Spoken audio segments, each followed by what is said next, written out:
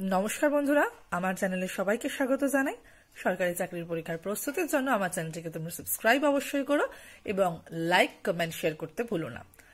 আমরা আগত সরকারি চাকরির পরীক্ষার জন্য যে সবথেকে গুরুত্বপূর্ণ বিষয়টা কারেন্ট অ্যাফেয়ার্সের মধ্যে যেটাকে সবথেকে বেশি টপ প্রায়োরিটিতে রাখতে হবে সেটা হচ্ছে কি বাজেট। এবং বাজেট পেশ হয়ে গেছে, তোমরা সবাই জানো 1 ফেব্রুয়ারি 2021 আমাদের বাজেট পেশ হয়ে গেছে এবং বিভিন্ন সোর্স থেকে তোমরা বাজেট সম্পর্কে বিশ্লেষিত তথ্য জানতে পারবে। কিন্তু আমি বেছে নিয়েছি একটা খুব ভালো একটা নিউজ পেপার, দ্য হিন্দু, যেটা আমাদের সিভিল সার্ভিস অ্যাসপিরেন্টদের জন্য, এছাড়া বিভিন্ন সরকারি চাকরির পরীক্ষার প্রস্তুতির জন্য এই পেপারটা কিন্তু খুবই ভালো। তো তোমরা যারা এই পেপারটা নাও না তাদের জন্যই এই ভিডিওটা তো অবশ্যই। কিন্তু তোমাকে আমি সাজেস্ট করব, যদি তোমরা এই পেপারটা নাও নিয়ে থাকো তাহলে এই একদিনের পেপার ফেব্রুয়ারি 2 যে পেপারটা আছে এটা তোমরা একটা পেপার অ্যাটলিস্ট নাও, কারণ এখানে তোমাদের পুরো বাজেটটা ভালোভাবে বিশ্লেষণ করা রয়েছে। এই পেপারটাতে আমরা বাজেট সম্পর্কে অনেক ধারণা জানতে পারবো এবং কোন কোন বিষয়টা আমাদের সরকারি চাকরির জন্য, বিভিন্ন সিভিল সার্ভিস বলো, আগত WBCS যেগুলো আসছে সেটা বলো, বা UPSC অ্যাসপিরেন্টদের বলো, বা যে কোনো সরকারি চাকরি পরীক্ষার জন্য যে কারেন্ট অ্যাফেয়ার্সের মধ্যে সব থেকে ইম্পর্টেন্ট পার্ট কিন্তু বাজেট হয়। তো বাজেটের মধ্যে আমরা কোন কোন বিষয়টা পড়বো এবং কোন কোন বিষয়টা খুব ভালোভাবে পড়বো, ঠিক আছে? আমাদের তো অবশ্যই তোমরা যারা যারা হিন্দু নিউজ পেপারটা নাও তারা অবশ্যই পুরো ফুল ভালো করে পড়বে। কিন্তু তার সাথে সাথে আমি তোমাদেরকে একটু বলে দেবো যে কোন এখান থেকে কোনটা সব থেকে বেশি ভালোভাবে পড়বে। প্রথমে এটা দেখো আমাদের ফার্স্ট পেজ, ফ্রন্ট পেজ। তোমরা প্রথমে দেখো কিছু কিছু হেডলাইনে, তোমরা প্রথমে বড় করে হেডলাইনে লেখা রয়েছে রিকভারি ভেহিকেল। নিশ্চয়ই কোনো কারণ আছে। রিকভারি ভেহিকেল এটা ফার্স্ট পেজে হিন্দু কেন দিল, নিশ্চয়ই সেটার কারণ আছে। সেই কারণটা জানার জন্য তোমাদের কিন্তু এই পেপারটা পড়তে হবে, ঠিক আছে? এবার যারা যারা কিনতে পারবে না, যারা যারা পড়তে পারবে না তাদের জন্য এটা আমার কলকাতা এডিশন বলে দিলাম আমি। এটা মঙ্গলবার ফেব্রুয়ারি 2, 2021 দ্য হিন্দু কলকাতা এডিশন, ঠিক আছে? তো আমরা শুরু করছি। তো এখানে প্রথমে দেখে নিই আমরা কি রয়েছে। প্রথমে বলছে যে manufacturing to help achieve the goal of making India a 5 trillion economy, the government has committed to provide 1.97 lakh crore over 5 years for the PLI scheme to boost domestic manufacturing. তাহলে ম্যানুফ্যাকচারিং এর সম্পর্কে আমরা জেনে গেলাম যে বাজেটে manufacturing সম্পর্কে কি বলেছে।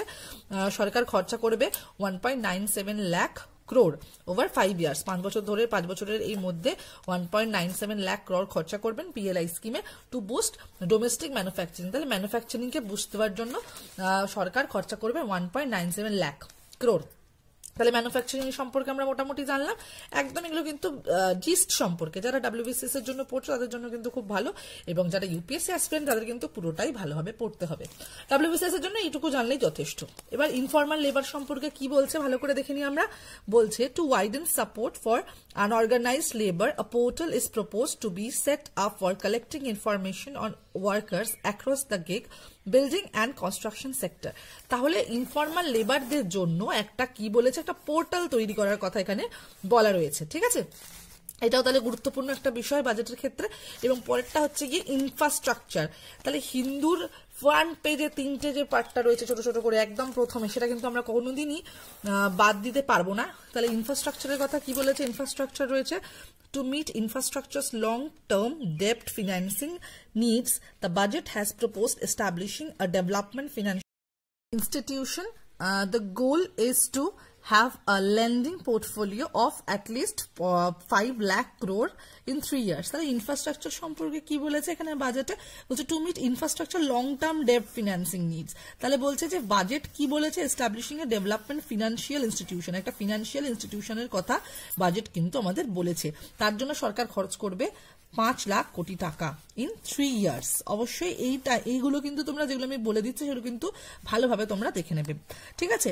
আর এখানে তারপরে আমরা নেমে আসবো, বড় বড় অক্ষরে লেখা রয়েছে government bets on a real GDP growth of 10% to 10.5% in the coming year and multiplier effect of an infrastructure push up for jobs. তাহলে এখানে খুব বড় একটা প্রমিস করেছে সরকার, যে গভর্নমেন্ট বলেছে জিডিপি গ্রোথ 10% থেকে 10.5% করার চেষ্টা করবে, কামিং ইয়ারের মধ্যে করবে, ঠিক আছে? এবার আমরা পড়েই যাচ্ছি যেটা রিকভারি ভেহিকেল। এটা কেন রিকভারি ভেহিকেল, এই কথাটা আমাদের প্রথম আর্টিকেল এই ফার্স্ট পেজে হিন্দুতে কেন রয়েছে। রিকভারি ভেহিকেলে তোমরা পুরোই অবশ্যই এটা পড়বে, এই আর্টিকেলটা পড়বে, তার জন্য আমি কিছু কিছু বলে দিচ্ছি। প্রথমটা আমি বলে দিচ্ছি, finance minister Nirmala Sitharaman loosened the exchequer's purse strings is in an effort at an expansionary budget for 2021 on Monday, with a push for infrastructure and healthcare spending, even as she sought to reduce the fiscal deficit from an estimated 9.5% of GDP this year without ostensibly raising the tax burden. তাহলে কি বলছে এই কথাটার মধ্যে কিন্তু খুব গুরুত্বপূর্ণ বিষয় রয়েছে, সেটা হচ্ছে গিয়ে এই বিষয়টা, কারণ এখানে হেলথ কেয়ার আর ইনফ্রাস্ট্রাকচার এই দুটোকে কিন্তু খুব গুরুত্ব দেওয়া হয়েছে, হেলথ কেয়ার আর ইনফ্রাস্ট্রাকচার। তাহলে এই আমাদের প্যান্ডেমিক সিচুয়েশনের মধ্যে, প্যান্ডেমিক সিচুয়েশনের পরে 2020 অভিশপ্ত বছরের পরে বাজেট কতটা আমাদেরকে সাহায্য করতে পারবে, সেইখানে কিন্তু আমাদের এই দুটো বিষয় মাথার মধ্যে রাখতে হবে যে ইনফ্রাস্ট্রাকচারের ক্ষেত্রে বাজেটের পুশ আপের কথা বলা হয়েছে, ইনফ্রাস্ট্রাকচারের ক্ষেত্রে বলা হয়েছে এবং হেলথ কেয়ারের ক্ষেত্রে বলা হয়েছে। ঠিক আছে, তাহলে তোমরা পুরোপুরি পড়বে এটা। আচ্ছা, কিছু কিছু আমরা জিনিসটা দেখে নিই, সেটা হচ্ছে the finance Minister set aside rupees 35,000 crore for COVID-19 vaccination program. ঠিক আছে, ইম্পর্টেন্ট, তোমরা এগুলো কিন্তু মাথায় রাখবে। আবার দেখি কি আছে, দ্য ইম্পর্টেন্ট গুলো তোমাদের সাথে আলোচনা করছি। ঠিক আছে, the overall budget outlay for health and well being she said rupees 2.23 lakh crore, marking a 137% rise over 2021। তাহলে হেলথ আর ওয়েল বিং এর জন্য কিন্তু তিনি খরচা করছেন 2.23 lakh crore, marking of 137% rise over. তাহলে 2020-21 যে খরচাটা হয়েছিল তার থেকে 137% বেশি কিন্তু এখানে হেলথ সেক্টরে কিন্তু খরচা করা হবে। আচ্ছা, এরপরে আমরা পরে চলে যাব যে তিনি কি বলেছেন, যেটা আমি আগেই বললাম, যে এখানে আমরা যেটা বললাম সেটাই এখানে লেখা রয়েছে, সেটা হচ্ছে গিয়ে government is betting on a real GDP growth of 10% to 10.5% in the coming year after the estimated 7.7% decline in 2021। তাহলে এটা কিন্তু আমাদের ডিক্লাইনটা কিন্তু মাথায় রাখতে হবে। It hopes to ride on the multiplier effect on infrastructure spending which the minister said would also spur demand the job creation। তাহলে job ক্রিয়েশনের ক্ষেত্রেও কিন্তু একটা গুরুত্বপূর্ণ বিষয় তৈরি হতে চলেছে, সেটা আমাদের ফিনান্স মিনিস্টার বলেছেন। এবং আরো যদি পুরো আর্টিকেলটার দিকে আমরা যাই, তারপরে আমরা দেখতে পাবো যে এখানে আরেকটা ইম্পর্টেন্ট জিনিস হচ্ছে গিয়ে the foreign direct investment limit। এটা খুব গুরুত্বপূর্ণ বিষয়। the foreign direct investment limit in the insurance sector will be raised to 74% from 49%। তাহলে 74% বাড়ানো হয়েছে ফরেন ডিরেক্ট ইনভেস্টমেন্টের ক্ষেত্রে।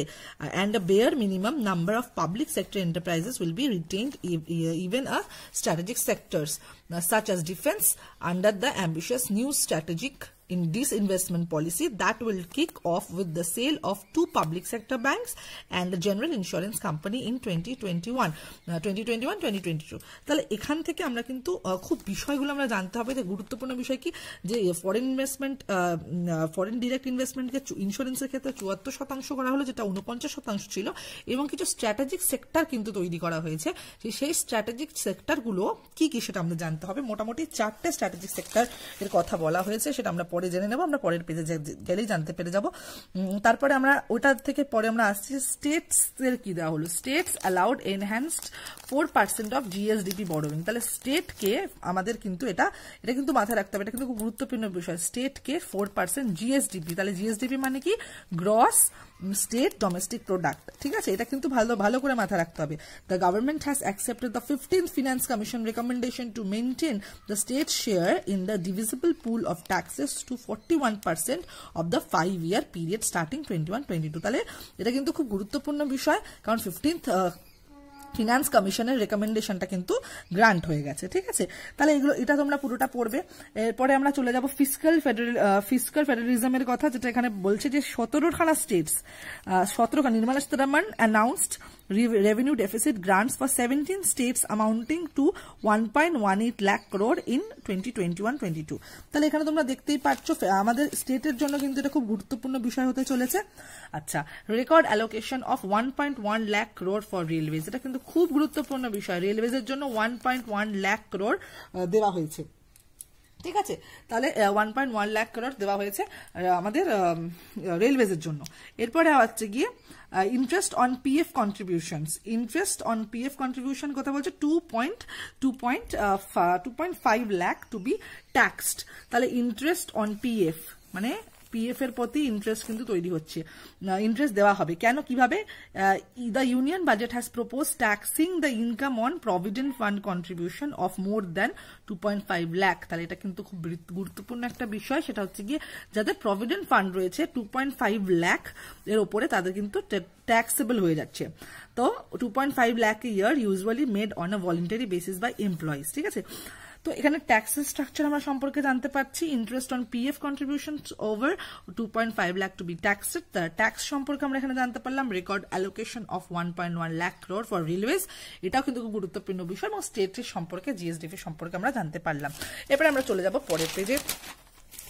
এখানে কিন্তু খুব ভালোভাবে এই আমি সবাই বারবার বলছি যে চেষ্টা করো তোমরা এই নিউজ পেপারটা অ্যাটলিস্ট বাজেটের দিনেরটা, মানে 2 ফেব্রুয়ারিটা তোমরা এটা কিনতে। ঠিক আছে, আমরা দেখো এই পরপর পেজগুলোতে কিন্তু লেখা রয়েছে। এই পেজে রয়েছে ট্যাক্সেস, এই পেজে রয়েছে ইনভেস্টর, তারপরে আমরা পরে চলে যাচ্ছি এই পেজে রয়েছে ইকোনমি, এখানেও রয়েছে ইকোনমি। ঠিক আছে, এরকমই আরো রয়েছে, এখানে ইকোনমি রয়েছে, ইকোনমি সম্পর্কে খুব ভালোভাবে ডিটেলসে বলা রয়েছে। তারপরে রয়েছে হচ্ছে কি এগ্রিকালচার, তারপরে রয়েছে হচ্ছে হেলথ কেয়ার, সোশ্যাল সেক্টর। ঠিক আছে, এগুলো কিন্তু খুব ভালোভাবে লেখা রয়েছে, যে ভালোভাবে খুব সুন্দর করে বর্ণনা করা রয়েছে। এরপর এডিটোরিয়াল কলামটা তো খুব সুন্দর করে লেখা রয়েছে। যাদের রাইটিং স্কিলে প্রবলেম রয়েছে তারা কিন্তু অবশ্যই একটা যে কোনো নিউজ পেপারের এডিটোরিয়াল কলামটা কিন্তু ভালো করে পড়বে। ঠিক আছে, এর বাজেটের সম্পর্কে, বাজেটের আউটলুক সম্পর্কে পুরোপুরি জানতে গেলে অবশ্যই তোমরা দ্য হিন্দু নিউজ পেপারটা নাও। আমি বলবো খুব ভালোভাবে কিন্তু এখানে কিন্তু লেখা রয়েছে। ঠিক আছে, এরপর আমরা একটু বিশ্লেষণে আরেকবার চলে যাব। সেকেন্ডটা এই জিনিসটা যেটা বলবো সেটা হচ্ছে কি একটু জিস্ট সম্পর্কে জেনে নিই, একটু ভিউ পয়েন্টে। এই ছোট্ট আর্টিকেলটা পড়লে তোমরা বাজেটের একটা ভিউ পয়েন্ট জানতে পেরে যাবে। বলছে a budget to boost economic recovery. We should thank our finance minister and congratulate every Indian for this excellent budget, as it is good for everyone and a step in right direction. The best part of the budget is that there is no taxation announcement such as COVID tax, long-term capital gains tax or wealth tax as was expected by the market. তাহলে ভালো দিকগুলো তুলে ধরা হচ্ছে যে আমাদের কি এই বাজেটটা আমাদের ইকোনমিক রিকভারির ক্ষেত্রে কিন্তু একটা বুস্ট হিসেবে কাজ করবে। পরেরটা হচ্ছে গিয়ে এখানে কি আছে, on the finance ministers part this was a master stroke as she ensured that the sentiment is not affected, as it is essential to raise money for disinvestment as well as for privatization. There were important announcements on the infrastructure front, such as establishment of a development financial institution, very important, DFI, to boost long-term financing for the country's infrastructure sector, allow foreign portfolio investors to debt finance REITs and INVITs after necessary amendments to the law. The budget has allocated rupees 20,000 crore for the DFI with an ambition of the lender to have a portfolio of rupees 5 lakh crore in 3 years. যেটা আমরা আগে পড়লাম। Another positive is the 34.5% increase in the capital expenditure target in the year's budget to 5.54 lakh crore for financial year 21-22.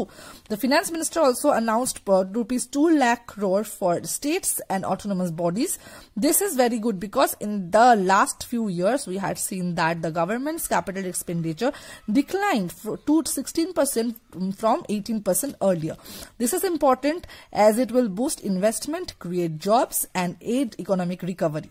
The 1.75 lakh crore disinvestment target, which includes disinvestment of 2 PSBs and 1 general insurer is achievable. FDI in insurance will be increased to 74%. These are decisive moves and will go a long way in pushing economic growth to a higher trajectory. তাহলে আমরা কিন্তু এই ছোট্ট আর্টিকেলটার মাধ্যমে কিন্তু আমরা দেখতে পারলাম যে আমাদের বাজেটের ভালো দিকগুলো কি কি। ঠিক আছে, তাহলে তোমরা কিন্তু আমি বলে দিলাম যে এইগুলো দ্য হিন্দু নিউজ পেপার ছাড়া অন্য কোনো নিউজ পেপারে এত সুন্দর করে ভালোভাবে বলাটা কিন্তু সম্ভব নয়। তাহলে আমরা আর একটুখানি আমরা পুরোপুরি তো যেতে পারবো না, এই ছোট্ট একটা ভিডিওর মধ্যে এগুলো সব পুরোটা কমপ্লিট করা সম্ভব নয়। তোমরা অবশ্যই এই নিউজ পেপারটা কেনো। একটা আমি জাস্ট তোমাদেরকে একটা গ্লান্স তোমাদেরকে দেখালাম যে তোমরা যে বাজেট সম্পর্কে পুরোপুরি ভালোভাবে বুঝতে চাও তাহলে দ্য হিন্দু নিউজ পেপারটা কিন্তু খুব ভালো আমি রেকমেন্ড করবো। ঠিক আছে, তোমরা অবশ্যই কিনে পড়ো এবং এছাড়া পিডিএফও অ্যাভেলেবেল আছে অনলাইন, তোমরা সেখান থেকেও পড়তে পারো।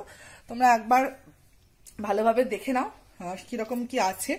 আর অবশ্যই সরকারি চাকরির পরীক্ষার প্রস্তুতির জন্য আমার চ্যানেলটিকে অবশ্যই তোমরা সাবস্ক্রাইব করে রেখেছো, যারা করে রেখেছো তাদেরকে বলবো তারা অবশ্যই ভিডিওগুলো ফলো করো, লাইক কমেন্ট করো, কমেন্ট করে আমাদেরকে জানাও যে আরো কোনো ভিডিও তোমরা চাও কিনা।